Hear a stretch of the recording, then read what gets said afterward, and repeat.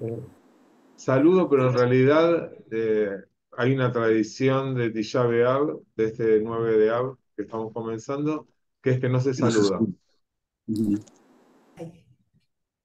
¿Sí? Hay una tradición de no saludar. ¿Por qué? Porque es un día de duelo y cuando uno se encuentra con alguien de duelo, la verdad es que no hay mucho para saludar y para Hay que decir. saludar. ¿Sí? Eh, por Pero si eso el es otro una te cuestión como habla, que le tenés que hablar. si te habla, sí, pero no se dice, hola, hola, ¿cómo estás? O sea, mal, o sea, Claro. ¿cómo estoy? De duelo es un día, Ah, claro. no se pregunta cómo. Entonces, Podés decir hola, pero no digas cómo estás. generalmente no hay saludos frente al día de duelo. Hoy en el calendario judío, sí, decimos que es el día más triste. El otro día cuando hicimos la comunicación para convocar para hoy, pusimos el día más difícil. La verdad es que después del 7 de octubre es me dio a pensar cuál es el día más difícil, ¿no? Probablemente para nuestra generación hoy sea el 7 de octubre. Y Eh, sí. y viendo cada generación y cada momento de la historia, probablemente haya algún día que tenga una relevancia más grande. El 9 de Av, el día 9 del mes de Av, es un día en el que se depositan un montón de situaciones. Y digo, se depositan muchas situaciones porque muchas de las de lo que se recuerda, ¿sí? No estamos tan seguros que haya sucedido este día.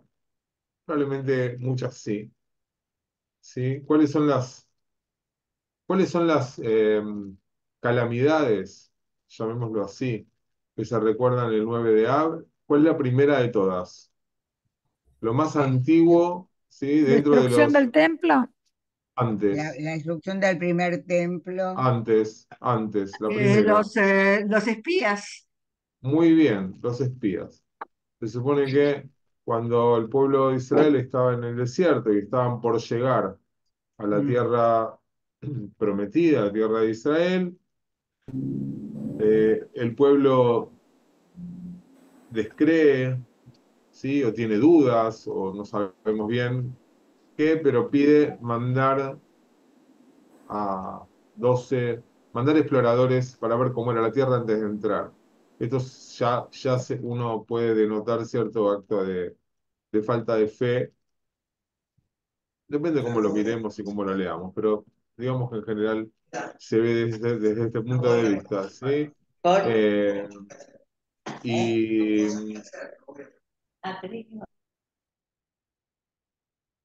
entonces, eh, cuando los mandaron un espía o un explorador, ¿sí? Por cada una de las tribus, y cuando volvieron, 10 dijeron que la misión que tenían que cumplir, ¿sí? El entrar a la tierra prometida era algo inútil y era imposible, y la gente les creyó a los que decían que no era, no se iba a poder. En vez de creerle a los dos que los alentaron para entrar, creyeron en los otros dos. Entonces, por ese llanto, ¿sí? Por ese llanto, por ese pánico, esa desesperación, eh, fue castigada esa generación y no entró a la tierra prometida. Y el Midrash cita a este evento y dice, ustedes clamaron ante mí en vano, yo hoy lloraron sin razón, me voy a ocupar de que lloren con razón este día, el 9 de agosto. ¿Sí? Ese es un midrash, ¿sí? Que dice justamente que esta situación, el llanto de esa generación que le valió quedarse afuera de la tierra prometida, porque de hecho entró la siguiente y no ellos, entonces fue el primer hecho que sucedió un 9 de Av. Después, sí, como ustedes decían, el siguiente hecho que nosotros recordamos fue la destrucción del primero de los dos templos de Jerusalén. El primero que fue construido por ¿quién? ¿Qué construyó primero? Salomón. El Salomón. rey Salomón. Muy bien, Shlomo Amelech, el rey Salomón. Y que fue destruido por ¿quién? Nabucodonosor. Nebuchadnezzar. ¿Sí? En el año menos 586 y parte de la población fue enviada al exilio a Babilonia y algunos otros fueron a Elefantino en Egipto. Según el Tanaj, según la Biblia hebrea, esa destrucción comenzó el 7 de Ab y continuó el templo ardiendo hasta el 10 de Ab. ¿Sí? Y según el Talmud, ¿sí? La destrucción real empezó el 9 de Av y continuó ardiendo hasta el 10. La segunda, el segundo hecho que recordamos en Tisha B'Av es la destrucción del segundo templo, ¿sí? Que fue renovado o reconstruido en realidad fue reconstruido por Zorobabel y fue renovado por Herodes.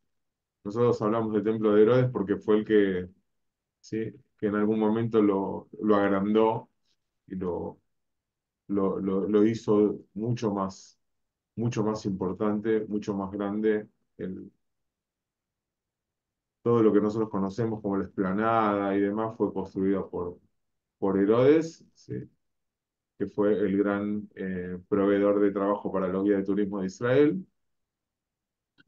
Casi todas las cosas que se ven en Israel las construyó Herodes. Las grandes edificaciones de la antigüedad las construyó Herodes el Grande y fue destruido ese segundo templo en el año 70 de la era común por los romanos, un 9 de Ab.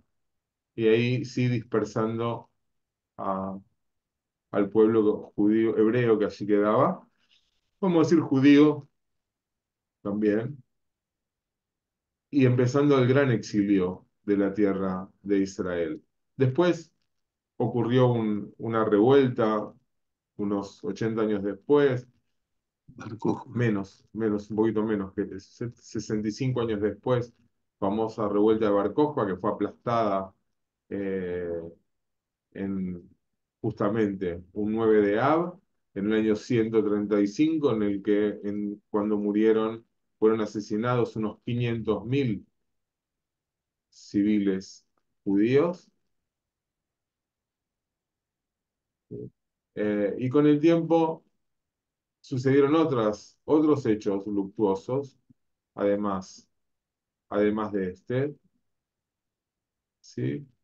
Eh, voy a tratar como de ir cronológicamente. Algunas no sucedieron el 9 de Ab, pero sí sucedieron en el mes de Ab, por ejemplo, aun cuando no fueron ese día. ¿Sí? En el mes de Ab comenzó la primera cruzada. ¿Sí? 10.000 judíos fueron asesinados solamente en el primer mes en Francia. La expulsión de los judíos de Inglaterra sucedió en el año 1290, sucedió un 9 de Ab, 18 de julio, además. ¿Sí? La expulsión de los judíos de Francia en el año 1306 sucedió un 10 de Ab. ¿Sí? Acuérdense que el templo siguió ardiendo un día más. El decreto, ¿sí? De la expulsión de los judíos de España, ¿cuándo fue? El decreto cuando venció un 7 de Ab del año 1492. Alemania entró en la Primera Guerra Mundial el 9 de Ab de 1914. Eh, la aprobación de la solución final en la Shoah, la Segunda Guerra Mundial, sucedió también dicen un 9 de Av. Eh, la deportación masiva de judíos del gueto de Varsovia a Treblinka fue un 9 de Av. El atentado a la AMIA fue un 10 de Av. Y así podemos encontrar una cantidad muy grande de situaciones, muchas de ellas no es que sucedieron justo un 9 de Av por casualidad, sino que buscaron que suceda ese día para infligir más dolor. De hecho,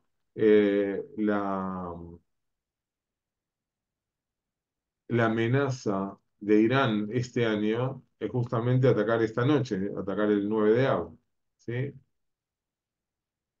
Igual acaba de haber un terremoto en Siria, así que, bueno, eh, qué timing que tiene el de arriba para mandar. 9 de Av les mandó un terremoto, Siria, parece que se sintió Líbano, fuerte, no se sabe bien. Líbano No sé. también y Tel Aviv también se sintió el terremoto. Se sintió, pero el epicentro fue en Siria, en ¿Y medio de Siria. Bueno, hubo mucho desastre? no se sabe bien qué pasó, pero como señal es fuerte. Como señal es fuerte.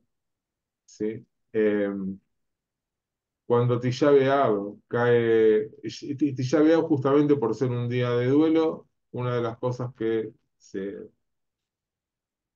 se hacen es un ayuno completo, como el de Yom Kippur, casi tiene la misma naturaleza del ayuno de Yom Kippur, un ayuno de 25 horas que empieza justo antes que se ponga el sol. Hoy empezó a las 6:20 de la tarde, más o menos, y terminará mañana cerca de las 7 de la tarde, ¿sí? Y tiene las mismas prohibiciones que el ayuno de Yom Kippur, es decir, no comer ni beber, no bañarse, no usar cremas o perfumes, no tener relaciones sexuales, ni tampoco utilizar zapatos de cuero. Esas son las costumbres de Tisha B'Av, que por supuesto quienes tengan alguna situación de salud y tengan que comer, comen, ¿verdad? Eh, es básicamente observado por los judíos ortodoxos, digamos. Y los judíos más liberales, en muchos casos ni lo tienen presente, en otros casos sí, eh, pero también entienden que, que la destrucción de los templos de Jerusalén también supusieron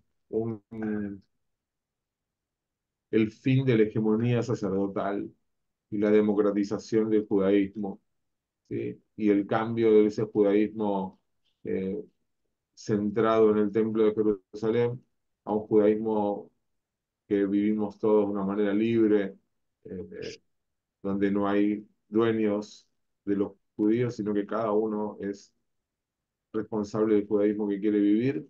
Entonces hay quienes directamente no lo conmemoran o lo recuerdan solamente o hacen un medio ayuno. ¿Sí? ¿Qué es lo que se hace en Tisha B'Av tradicionalmente? Además de lo que dijimos recién, se va a la sinagoga y con las luces apagadas y con solo la luz de las velas, se encienden velas, como si fuera justamente velando alguien fallecido, sentados en el suelo, sin zapatos, o en sillas bajas, como los dolientes, se lee el libro de las lamentaciones, el libro bíblico de Coelet, de Eijá, perdón, de las lamentaciones, y también se acostumbra eh, leer Quinot, que son poesías eh, tristes, ¿sí? Que refieren al duelo. Hoy leí unas Quinot muy increíbles escritas eh, por el 7 de octubre, ¿sí? Poesías de tristeza, preguntándose y cuestionándose y hablando del dolor del 7 de octubre. Hace un ratito nada más en lo que se llama la plaza de los secuestrados en Tel Aviv, se hizo un servicio de Tisha B'Av, donde claramente fue protagonista el, el 7 de octubre como una fecha terrible, ¿verdad? Y otra de las cosas que se hacen es que en las sinagogas donde el arca sagrada, donde se guarda la Torá, tiene una cortina, la cortina se descuelga una parte como en señal Y de duele. destrucción, ¿sí? De duelo. Sería Esa es otra Andrea. de las cosas que suceden, ¿sí? El fin del ayuno será mañana, pero a medida que el día de mañana va transcurriendo, va disminuyendo también el duelo. De a poquito va disminuyendo el duelo. Eh, y comenzarán después de Tisha B'Av 7 semanas de consuelo. Después de las 7 semanas de consuelo llegará Rosh Hashanah, el, el año nuevo judío, ¿sí? Estas, No, pero primero si se dijo todo, ¿no? No. Sí. ¿sí? Bien, entonces, a mí se me ocurrió este año, ¿sí? Pensando en que venimos hablando y estudiando mucho del pensamiento jasídico. Hay algunas historias jasídicas relacionadas con Tisha B'Av. No están en una compilación, las busqué por diferentes lugares, ¿sí? Y quería compartirlas con ustedes y que charlemos sobre ellas, ¿sí? Hagamos algún análisis de qué están diciendo, ¿sí? ¿Qué dicen con lo que dicen también? Les voy a compartir un documento y vamos a empezar por la primera. La primera se llama La Cama y el protagonista es el conocido como Vidente de Lublin, ¿sí? Un rabino, la tercera generación de rabinos hasídicos que brilló en la ciudad polaca de Lublin y que además es significativo hablar del José de Lublin, el vidente de Lublin en Tisha B'Av, porque el José de Lublin murió en Tisha B'Av, ¿sí? Murió en Tisha B'Av. Su alma se elevó en Tisha B'Av, por eso hay quienes estudian textos de él, por ejemplo, en, en este día, ¿sí? Eh, Además hay una tradición, ¿sí? Ustedes dirán, bueno, ¿qué tiene que ver esto de que le puse el nombre de la destrucción a la esperanza? Y es que según algunas fuentes clásicas, el, el Tisha B'Av es el día del nacimiento del Mashiach, del Mesías. Así que el día de la destrucción es el día que nace la esperanza de la redención. Y justamente dicen que cuando alguien con un espíritu tan importante como el del José de Lublin asciende al cielo, automáticamente otra alma con un espíritu elevado baja a la tierra. Sí. Diego, Ok, disculpa, sí. ¿quién nace en Tisha B'Av que no se llegó yo por lo menos no lo escuché? ¿Qué cosa? ¿Quién nace en Tisha B'Av? El Mesías, el Mashiach. Según algunas fuentes tradicionales, el Mashiach llega este mismo día de la destrucción, nace la esperanza de la redención. Vamos a leer la primera historia. Era un hecho conocido que con frecuencia el vidente de Lublin no podía dormir en una cama extraña cuando se hospedaba en casa de otro. De modo que cuando Rabí Yosel de Ostila supo que en su próximo viaje el Sadik pasaría por su ciudad, inmediatamente encargó a un carpintero devoto y diestro que fabricara una cama de la mejor madera y aplicara a ello sus mejores esfuerzos. El carpintero tomó el baño ritual, sí, se sumergió en la mikve, concentró su espíritu en la tarea e hizo un excelente trabajo. ¿Sí? Imagínense la cabana, la intención que le puso, porque iba a ser la cama donde iba a dormir un tzadik, un justo, un rebe, los más importantes que existieron. Fue a la mikve antes de hacer la cama, antes de hacer la cama, bien digo, de construirla. ¿Sí? Buscó la mejor madera que había y se puso a hacer, ¿sí? Ese trabajo que dicen que fue excelente. Cuando Rabbi Yitzhak hubo aceptado la diligente invitación de Rabbi Yosel para que se alojara en su casa, su anfitrión lo condujo a su cuarto, donde relucía el flamante lecho cubierto de suaves almohadas y blandas mantas. Pero con apenada sorpresa, Rabbi Yosel oyó después al tzadik agitarse suspirando en la cama y comprendió que no podía dormir. Por un instante quedó perplejo. Finalmente ofreció su propia cama al huésped. El vidente de Lublin se tendió allí, cerró los ojos con evidente comodidad y se durmió. Más tarde, Rabbi Yosel se armó de todo su coraje y le preguntó qué había encontrado mal en una cama que un hombre temeroso de Dios había hecho para él con el más escrupuloso celo. Y el tzadik dijo, el hombre es bueno, y su trabajo es bueno, pero lo ejecutó durante los 9 días anteriores al aniversario de la destrucción del templo. Como es devoto, se lamentó sin cesar por el templo, y ahora su pesar está incorporado al lecho y éste lo transmite.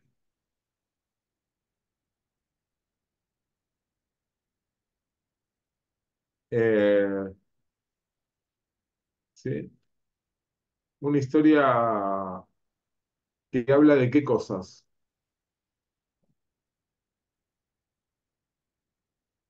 De la cabana con la que hacemos las cosas.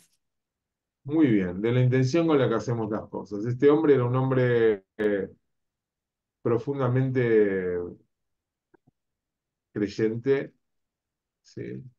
Y las ¿Y de semanas qué? previas, o sea, las semanas previas a Tisha B'Av, al 9 de Av, las 3 semanas previas, son semanas de duelo, de semiduelo, y el duelo se va incrementando a medida que van pasando los días, y sobre todo los últimos 9 días del mes de Av son días de profundo duelo, ¿sí?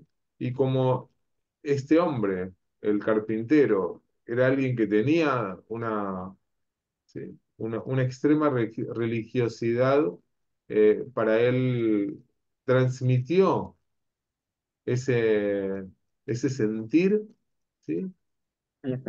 Esa sensibilidad espiritual, ¿sí? A lo que estaba haciendo. Es decir, cuando alguien crea algo, incluso algo, lo que sea, ¿sí? Con una intención específica y cuando tiene un contexto emocional en particular, que es el caso, bueno, hay cierta energía en eso, es lo que dice la historia. ¿Sí? Además, Las, pensaba, ¿en qué pensamos cuando hacemos las cosas que tenemos que hacer? ¿En dónde está nuestra mente y nuestra emoción? sí, No solo la intención. Sí. y parece que eso, en cierto nivel de sensibilidad y de espiritualidad, ¿sí? Se nota. Claro. Se ¿Sí? transmite a lo que uno hace, a lo que uno practica, ¿no? Exactamente. Esto de que el José de Lublin no podía dormir en cualquier cama,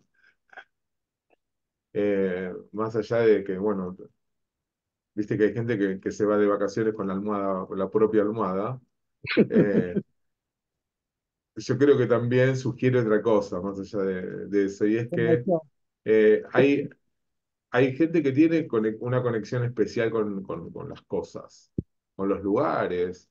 ¿No entraron alguna vez a un lugar y sin que el lugar tuviera nada en particular, dijeron, o les empieza a hablar la cabeza, o querés irte de ahí? No sabes por qué te querés ir, porque no hay nada ni feo, pero te querés ir, hay como una energía, no sé Energía. cómo llamarlo, ¿sí? Decís, yo de acá me quiero escapar. Bueno, eh, es cierta sensibilidad, ¿sí? A veces uno después se entera que ahí pasó algo, o que algo sucedió, ¿sí?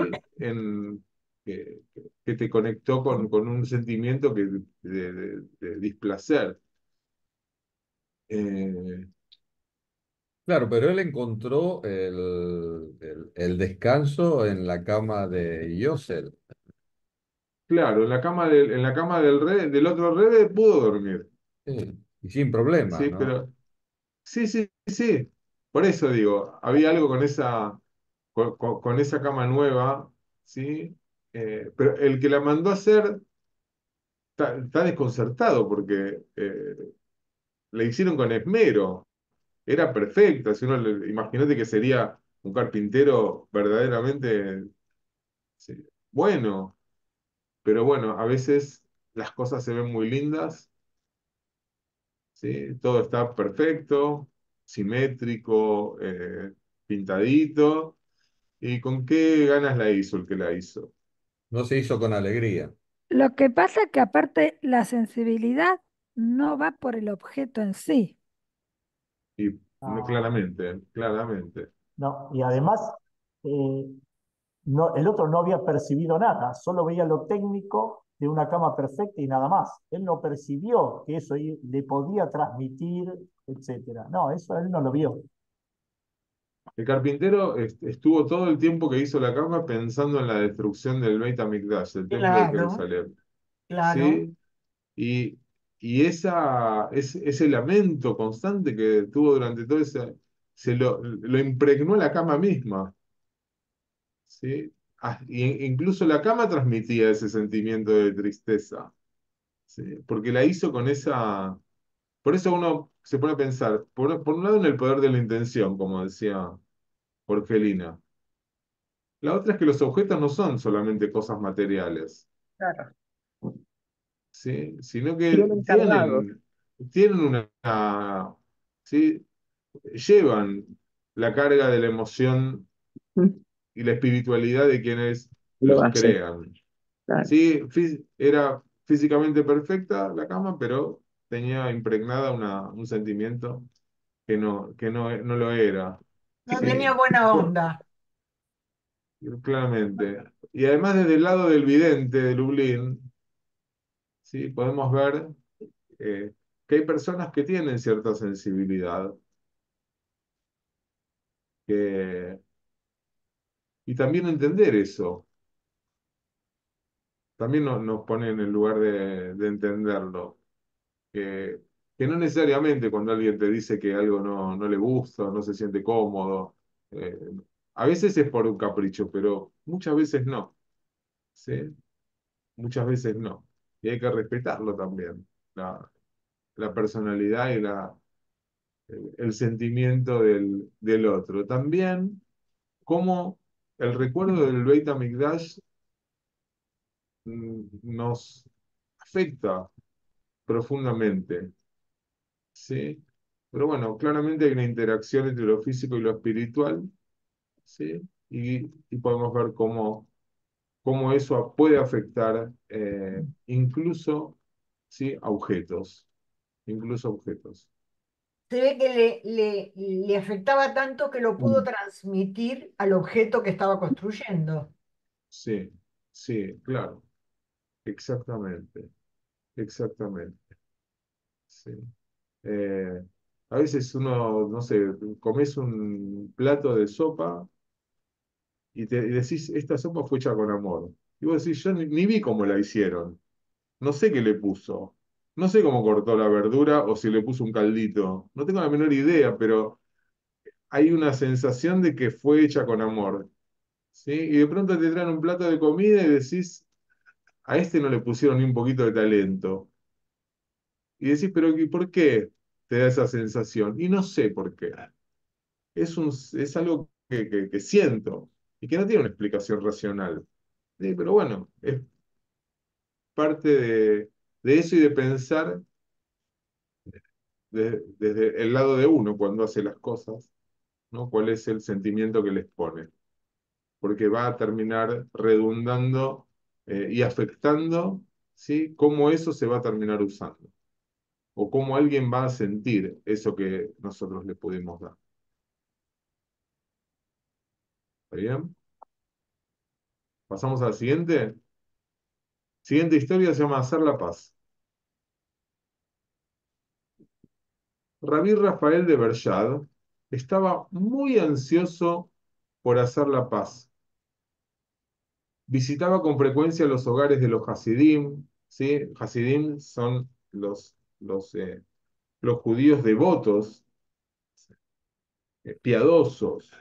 En la traducción de Hasid, yo no quiero dar por sentado términos que normalmente utilizamos en clase de Hasidut o en la vida comunitaria, porque tal vez hoy se sumó alguien que no sabe. Así que si no saben, por favor, pregunten, no tengan miedo, no tengan vergüenza. Y si no quieren interrumpir hablando, escríbanlo en el chat, ¿sí? Sin problema, y cuando lo vemos lo respondemos. ¿Sí? Entonces, visitaba con frecuencia los hogares de los Hasidim a fin de alentar en el corazón de sus mujeres la disposición para mantener la paz con sus esposos. ¿Sí? Hay algo que se llama un Shalom. principio, un valor, que es Shalom Bait, Bye. la paz del hogar. ¿Sí? La paz del hogar, Shalom Bait, es un valor muy importante en nuestra tradición. Y a veces por la paz del hogar se pueden hacer un montón de cosas con esa idea. ¿Sí? Y uno tiene que tratar de buscar esa paz en el hogar. No solo esperar que suceda, sino tratar de buscarla. Eh, una vez, en el noveno día del mes de Av, que ya veamos justo, aniversario de la destrucción del templo, sucedió que se encontraba en una comunidad cuyos miembros se hallaban divididos desde hacía largo tiempo por una disputa que se hacía más y más complicada y difícil de apaciguar. Pero a una de las facciones se le acercó para pedirle que actuara como árbitro. Pero el rabí, dijeron, no querrá molestarse con nuestros asuntos en este periodo de duelo. ¿Qué respondió Rafael de Bershad? No hay día mejor que este, porque fue a causa de una querella vana que la ciudad de Dios fue destruida. ¿Por qué fueron destruidos los templos de Jerusalén? Por odio gratuito, ¿sí? Que llamamos Sinat Hinam, por Por disputas disputas internas. estériles, por disputas estériles. ¿Sí? Y hay una historia que figura en el Talmud,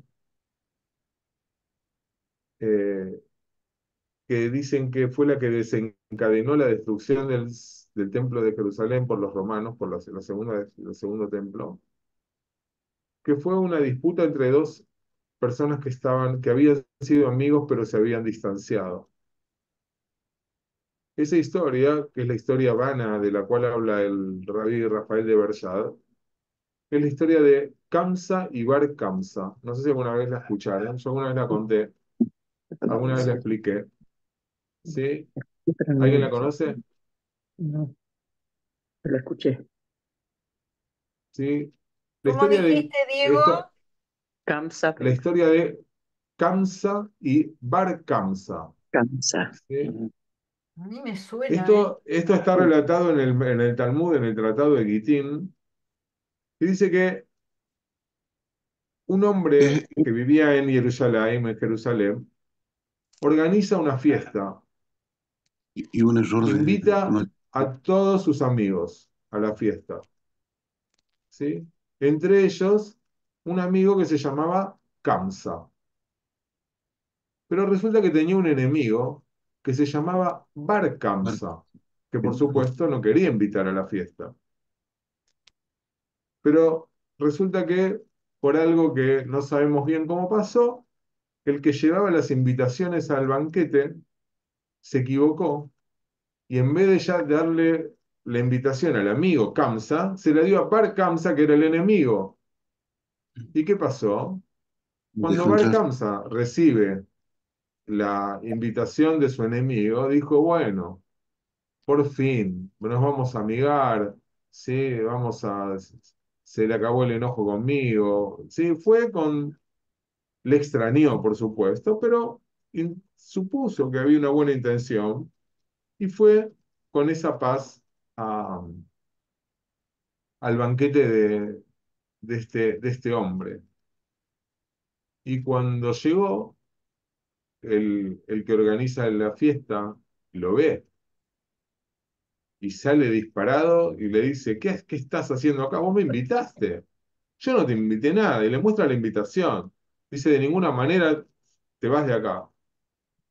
El- Y el pobre hombre que había ido con la buena intención, le dijo, mirá, yo te pago el cubierto si ese es el problema.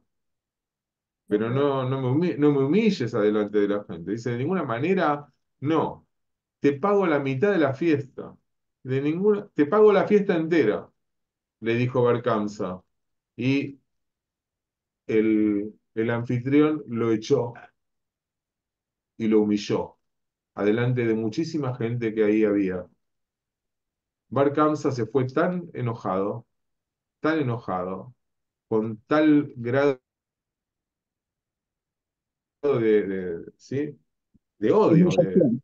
de angustia seguramente también, que fue a las autoridades romanas y los acusó a todos los que estaban en la fiesta, incluso porque había un montón de sabios, había gente muy importante, ¿sí?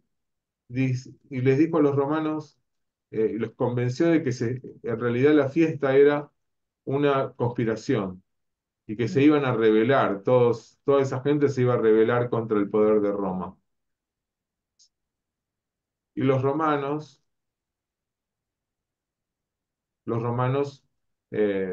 ¿qué hicieron? Mandaron a un animal para sacrificar en el templo de Jerusalén. Y Bar Kamsa, sin que nadie se diera cuenta, le hizo una marca en el cuero al animal. Y un animal con una marca en el cuero no era apto para ser sacrificado en el templo. Y fue un temón, porque imagínense que si no los romanos lo habían mandado, que eran los que mandaban, si el poder lo había mandado.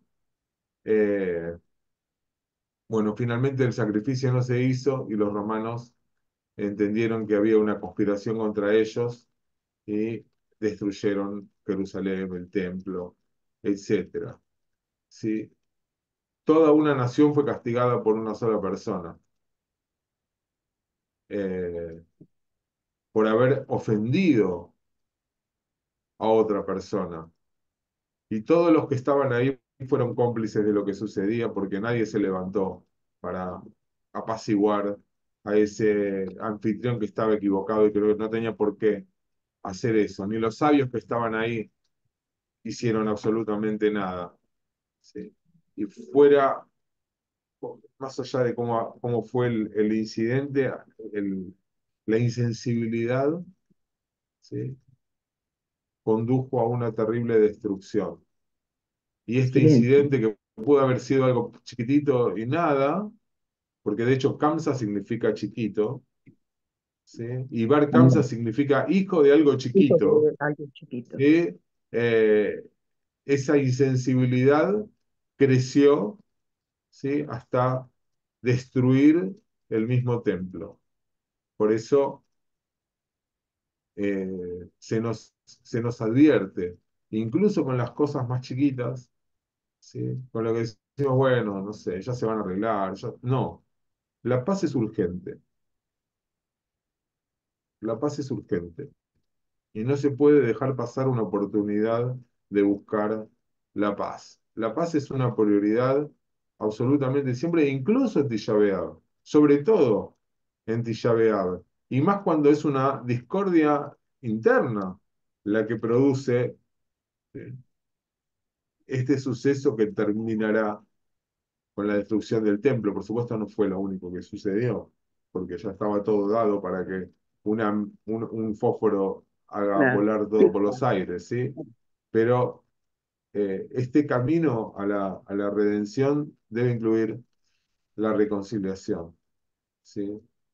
Eh, Diego, sí, una pregunta. ¿Por qué eh, Rabí de Bersab se conduce hacia el corazón de las mujeres para mantener la bueno, paz? es una historia, es una historia jasídica él tenía esa costumbre de, de ir a buscar, de ir a buscar el corazón de las mujeres para actuar también ahí con ellas, para que ellas busquen la paz en el hogar también. ¿Sí? No Supone que necesariamente no hablaba con los hombres, no lo sé, no lo sé, realmente no lo sé. habrá Eh, pensado que eran más blandas. no, tal vez hablaba con ambos, ¿sí? Tal vez hablaba con ambos, no solo con uno, pero bueno, esto era algo que él hacía. También, igual, más allá del dato, que uno podría leerlo un poco sospechosamente, pensemos que en ese mundo jasídico ortodoxo, el foco está en los hombres. Claro. ¿Quién le da, quién le presta atención a las mujeres? Nadie. Las propias No, mujeres entre ellas. Pero entonces, también, bueno, es un mensaje, ¿no?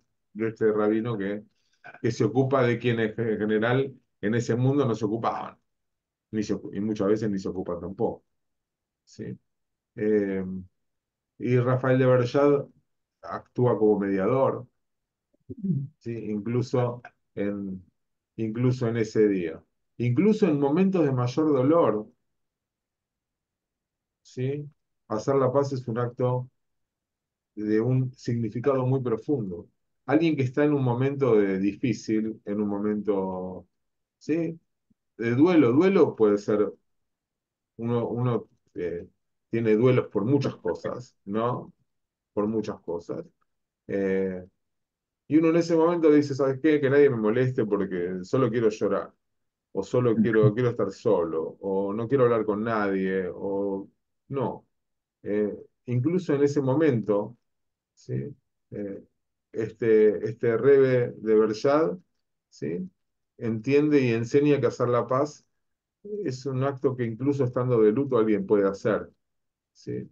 Hay cosas positivas que uno puede hacer incluso en momentos de dolor, ¿sí? Que es también correrse del lugar de víctima y buscar cómo positivamente puedo hacer algo para salir del lugar en el que estoy. ¿Sí? Hay claramente una creencia eh, judía de que la destrucción del templo no fue solo una cuestión, un evento histórico, sino que fue consecuencia también de errores propios. Claro. ¿Sí? Y eh, cuando el Rebbe de Barayat vincula esa situación histórica a algo que estaba pasando en ese momento, también está sugiriendo que la reconciliación y la paz son formas de rectificar ese pasado y de prevenir también futuros desastres.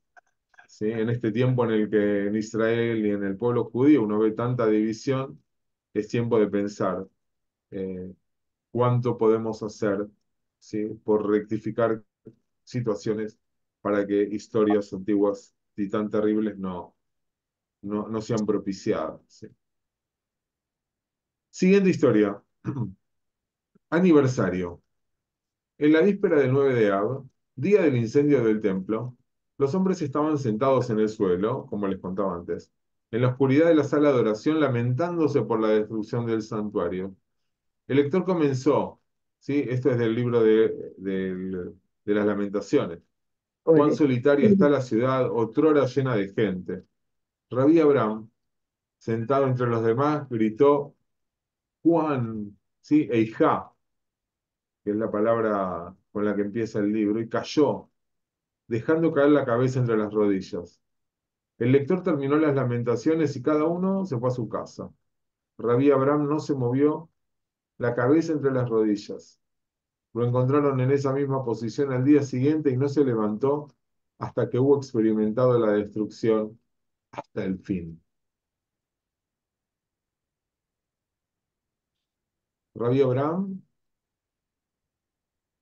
tuvo una conexión tan directa con la tragedia y tan profunda, ¿sí? Que hasta que no experimentó el mismo, ¿sí? No solo estaba lamentando la destrucción de lo que sucedió, sino que estaba viviendo ese dolor como si estuviera ocurriendo en el mismo momento, ¿sí? Una identificación profunda con, con la tragedia.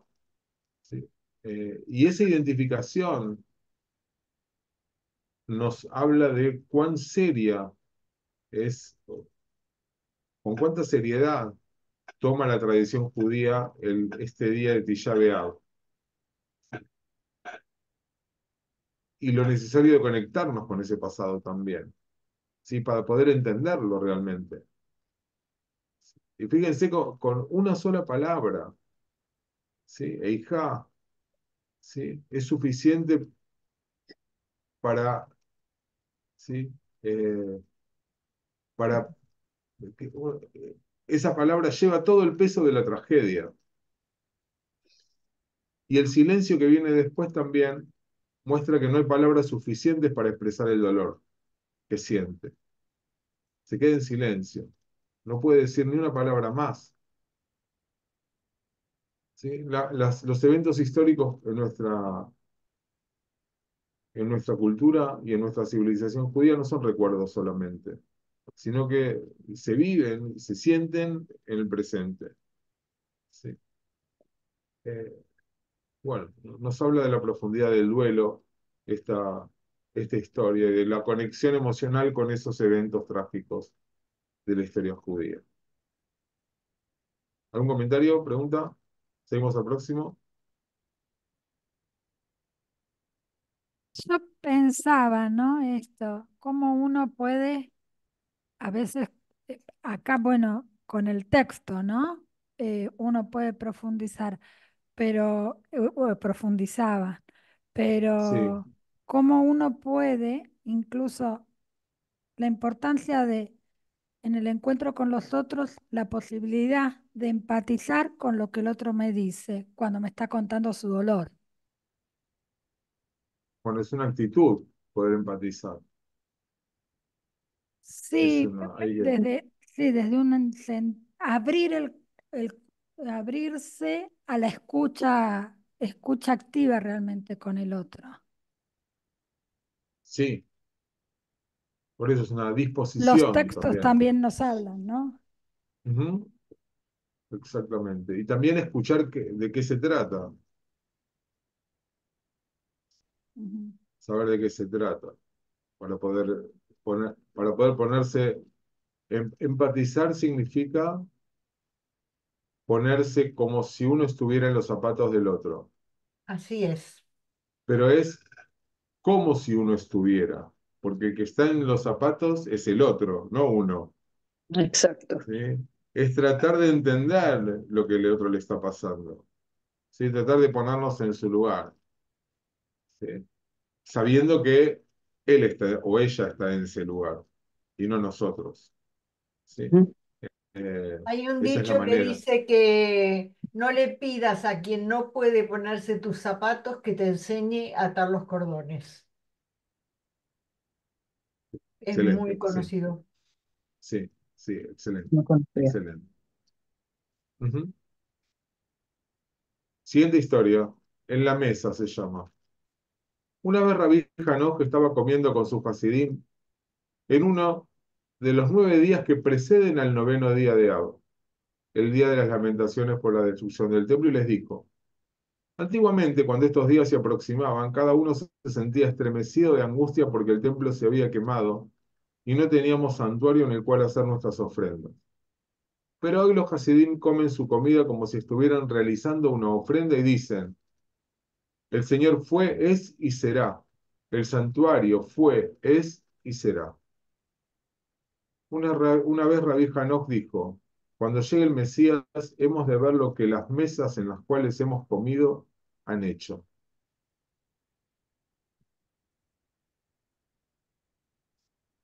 Miren qué distinta esta historia, muy distinta. ¿Sí? Por un lado, tiene, eh, lleva implícita una idea jasídica, que es que toda acción, cualquiera que uno hace, tiene un viso de espiritualidad. Algo tan mundano como comer tiene un peso espiritual,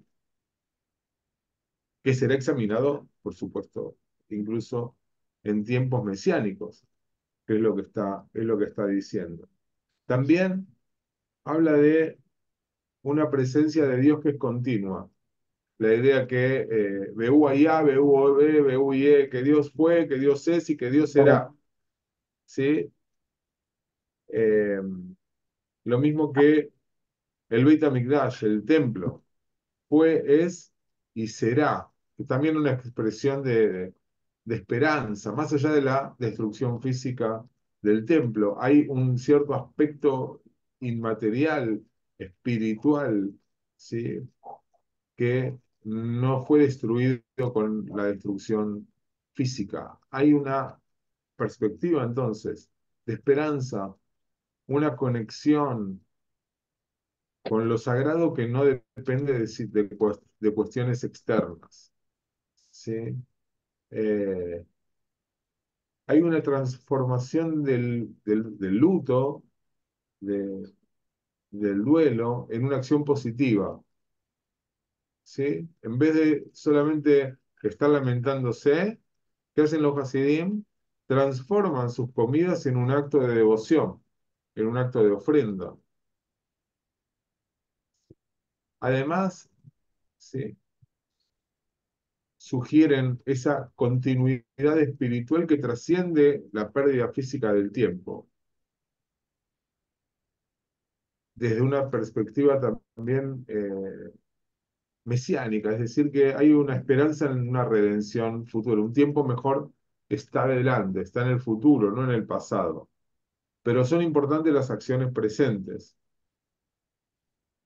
Esta idea de que lo que las mesas en las que hemos comido hicieron implica el impacto espiritual que tiene incluso las cosas más mínimas, como sentarse a comer. ¿Sí? Eh, Hay como ciertas cuestiones que quienes estudiamos Hasidut ya lo estamos, como que lo tenemos más procesado, que es esta idea de que lo sagrado se puede encontrar en lo más mundano de la vida diaria. Y cómo se puede reinterpretar algunas tradiciones, por ejemplo la del duelo, encontrando en ellas oportunidades para poder elevarse espiritualmente, e incluso con alegría, cuando uno se conecta con Dios. ¿Sí? Pero bueno, vamos a ver, la próxima historia va a hablar un poco más de eso, no me quiero adelantar. ¿Sí? Eh, pero bueno, hay un impacto cósmico de nuestras acciones, ¿sí? Y tienen que ver con la intención. ¿Cómo comer con la intención correcta? Por ejemplo. ¿Sí? Hay una Diego, responsabilidad ahí. Sí, ¿Beit HaMikdash es el nombre del templo o refiere a la destrucción del templo? no, muy bien, muy buena pregunta. Beit HaMikdash, Beit es casa.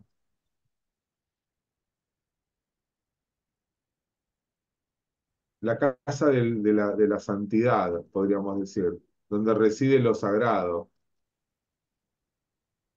donde se santifica. Es la traducción de el templo, lo llamamos templo de Jerusalén, pero en realidad es la casa donde se encuentra la santidad. Podríamos traducirlo así. La destrucción del templo se dice de otra manera. Se dice ¿Cómo se dice? Jurban. Jurban. Urban. Urbano. Jurban es una palabra que ¿Con denota K? J, con J. Ah, con J. Jurban.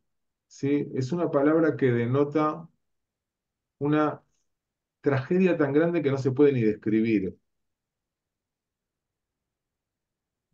De hecho, los sobrevivientes de la Shoah, del Holocausto, eh, no llamaban Shoah a la Shoah. ¿Cómo lo llamaban? Hurben, en Yiddish. Jurban, como la destrucción del templo de Jerusalén, porque esa fue la sensación que tuvieron, la destrucción completa, algo que arrasó por completo con sus vidas. ¿Sí? Hurben lo llamaban los sobrevivientes, no Shoah. Y no tiene una explicación o una traducción más que entender lo que significó la destrucción del Beit HaMikdash. Vamos a leer el próximo y vamos a ver esto que quiero decir sobre la alegría.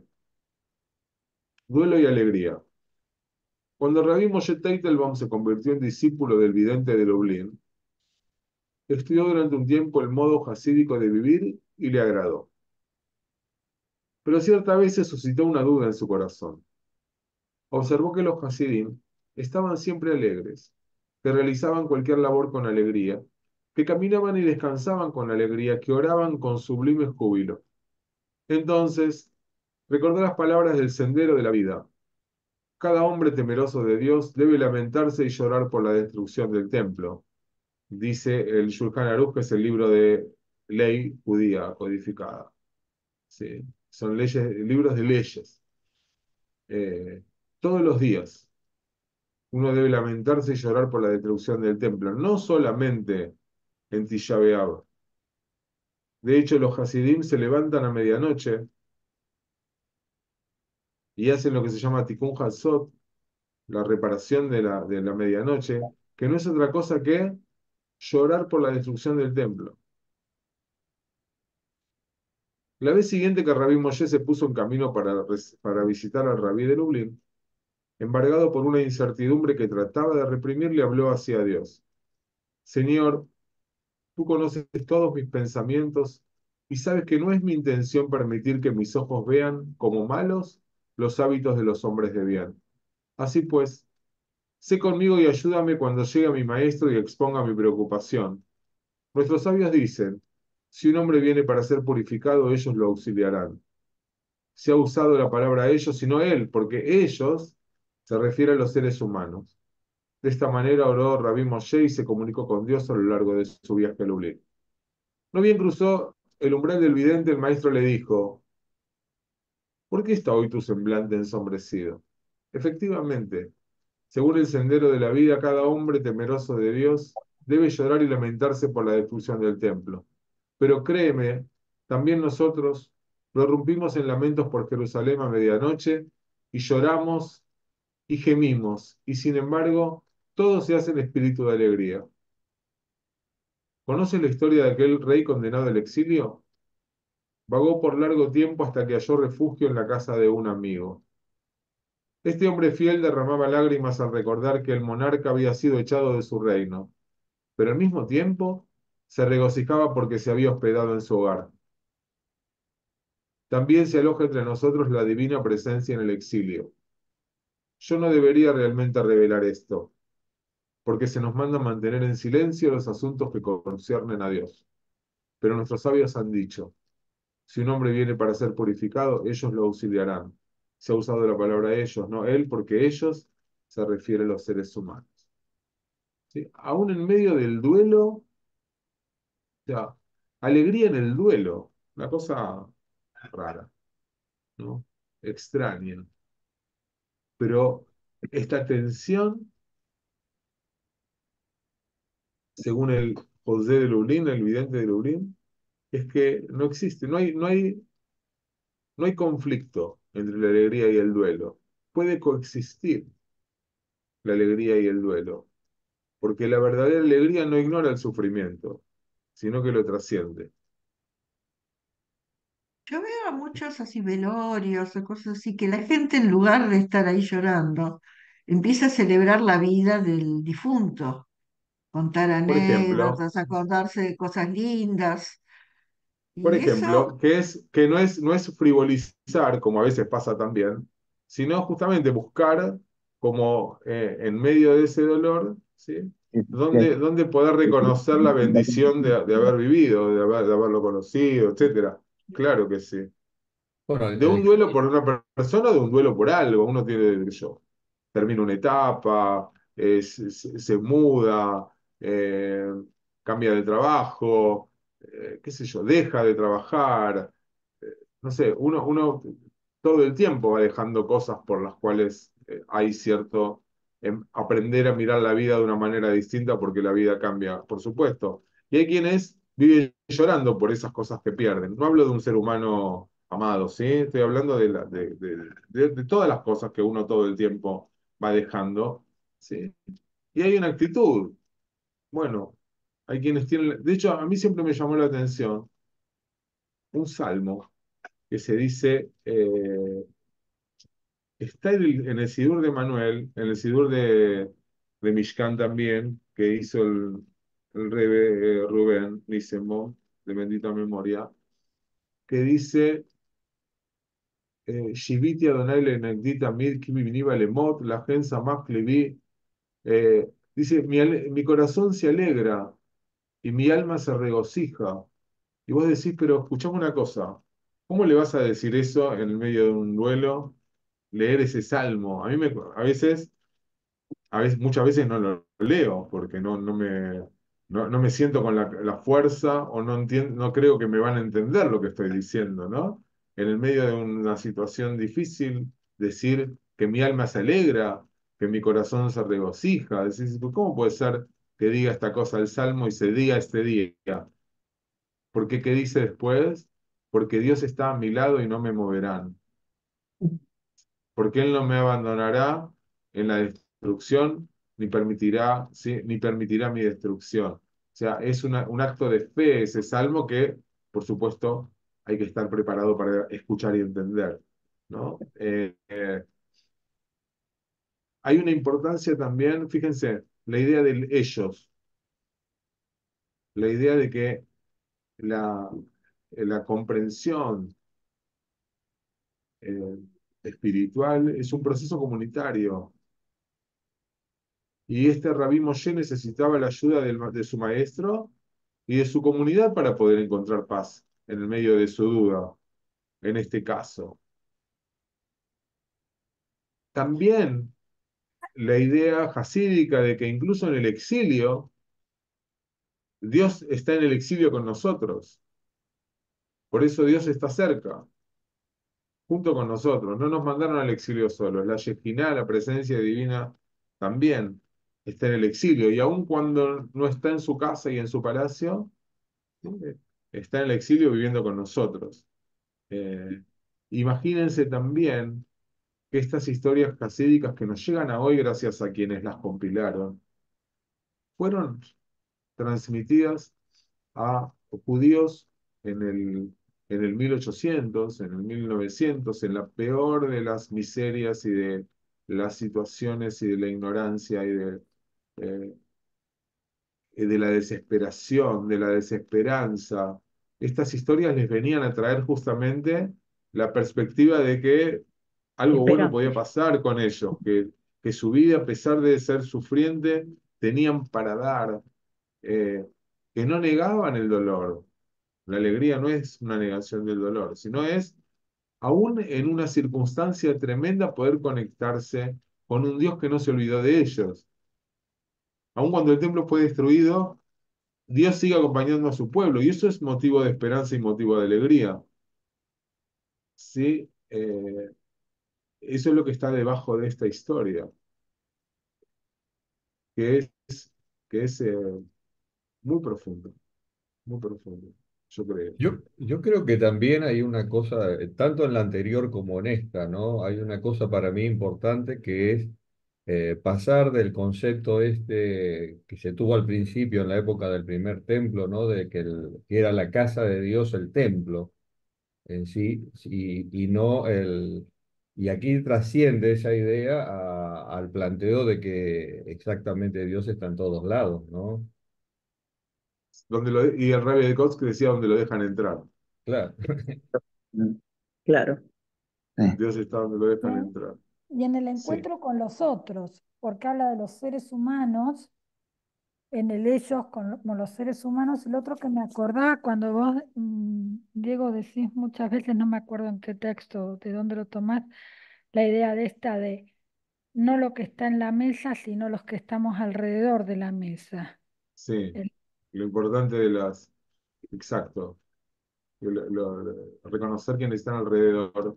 No es una idea mía, o no sé, tal vez la escuché, la hice mía, no sé. está. Pero no la leí seguro en ningún lado. No, no, Que lo importante cuando bendecimos la mesa es quienes están alrededor.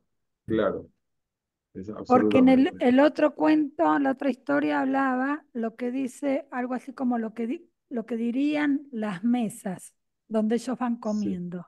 lo que pasaba en las mesas. Sí, ¿Qué pasaba ahí con ellos? Ellos, no lo que estaba en la sí. mesa, lo que ellos hacían en la mesa. Absolutamente. Vamos, Sí, hay uno una que lo voy a... cosita, Sí, sí, sí, claro, claro. no, porque al principio hablábamos de la cama, ahora la mesa, cómo las cosas y lo que transita más allá del bien mueble, digamos, ¿no? El impacto que puede tener, ¿no? Las cosas, claro, y bueno, es la vida de lo cotidiano, donde uno vive. Total, total, total. Sí, porque además la idea no es irse al retiro espiritual arriba de la montaña y alejarse de no sé qué y no comer, no tomar. Hoy sí de duelo por un día, pero no es algo que se nos dice que tenemos que hacer en la vida. ¿Sí? Alejarse para mantenerse en un estado de pureza. No, nadie pide eso. No, en las cosas de todos los días es ver cómo uno puede poner de uno para que eso tenga un contenido positivo, espiritual, etcétera. ¿Sí? Voy a saltear el que viene. Igual después mañana le pido a Betty que les mande para quienes quieran tener estos textos que compilé. ¿Sí? Eh, el próximo lo voy a saltear ahora. Para un solo uso, se llama. La víspera de Tisha B'Av, cada año, el rabino Abraham de Chejanov tenía que comprar una nueva copia de Kinot, en realidad, Kinos es en Yiddish, el libro de las lamentaciones.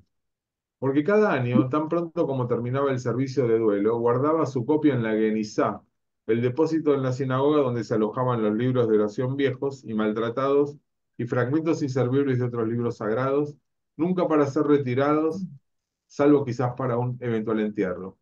Y cada vez que hacía esto decía, estoy seguro de que el Mashiach vendrá este año y entonces no necesitaremos más libros de lamentaciones.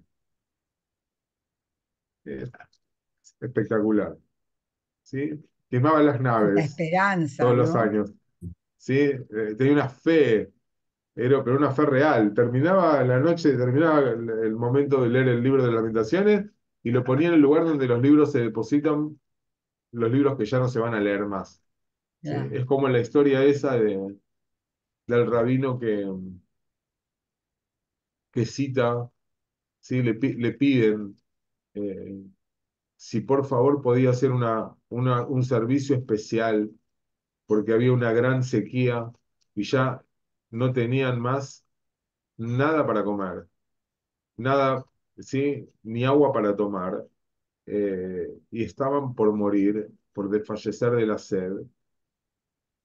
Y el rabino los escuchó y les dijo, ok, vamos a encontrarnos a las 5 de la tarde en la plaza del pueblo, ¿sí? Y vamos a pedir por lluvia, aunque no se pide en esta época por lluvia, pero vamos a pedir por lluvia,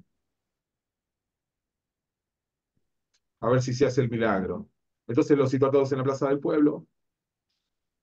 Llegó, los vio a todos reunidos ahí, los miró dos veces, tres veces, y dijo, gente, vamos a casa. ¿Cómo a casa? Sí, sí, no, vamos a casa. Pero Rabino dijo que iba a ser un rezo especial, no va a funcionar. Pero ni lo hizo todavía. ¿Cómo sabe que no va a funcionar? Mírense, ni uno trajo paraguas.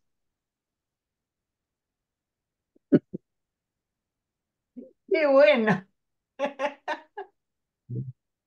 Eso, mira, Hay una actitud, un acto de fe, claramente, que tenía este hombre. Y la última historia de esta noche, dice, son amados quienes aman. Un Hasid de Polonia que subió a la Tierra Santa, ¿sí? Y se estableció en Jerusalén, se encontró incapaz de adaptarse a las condiciones de vida allí. Por lo tanto, decidió regresar a Polonia. Antes de dejar la ciudad santa, fue a despedirse del rabino Simcha Bunen de Borki, el hijo del rabino Menachem Mendel de Borki, quien entonces vivía en Jerusalén. Cuando explicó su razón para irse, el Sadik suspiró desde lo más profundo de su corazón y dijo, siento mucho por ti. Parece que no encontraste favor ante los ojos de Jerusalén, porque si hubieras encontrado favor ante sus ojos, ella habría encontrado favor ante los tuyos. Estas palabras calaron en el corazón de ese Hasid, reflexionó sobre su decisión y hasta el final de sus días permaneció como un hijo amado y amante de la ciudad santa.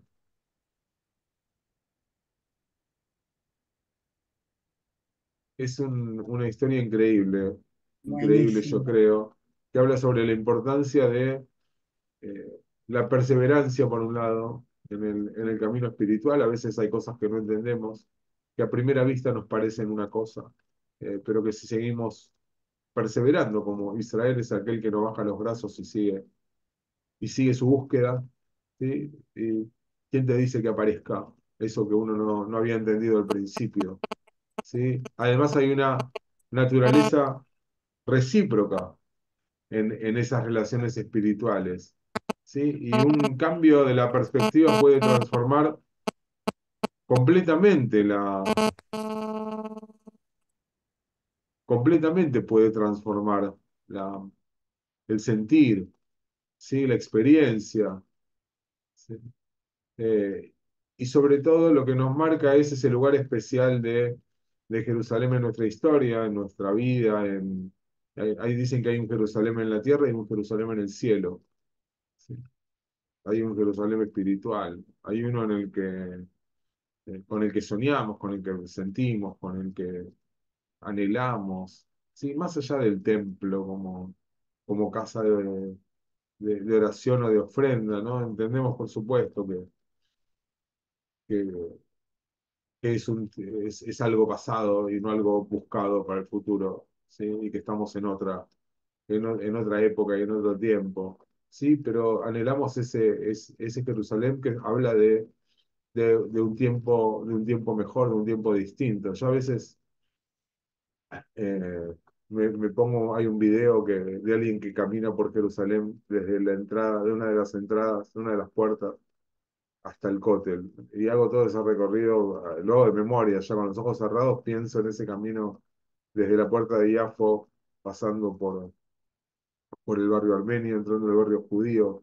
atravesando las callecitas y incluso perdiéndome a propósito para tardar un ratito más en llegar eh, y aparecer de repente en el cótel. Soñamos con esa imagen, ¿sí? Por eso nos duele tanto además, no solo por la historia, sino por la situación hoy en Israel.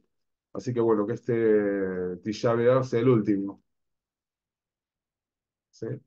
Así como el que dejaba para no leer nunca más las lamentaciones. Y podamos reencontrarnos el próximo en un tiempo mejor. Sí, sí, el deseo. Así que bueno, gracias a todos por Amén. acompañarnos esta noche distinta, Gracias, ¿sí? Diego. Lo hicimos diferente, les mando un beso grande. Mañana les mandamos a todo el que quiera los textos, ¿sí?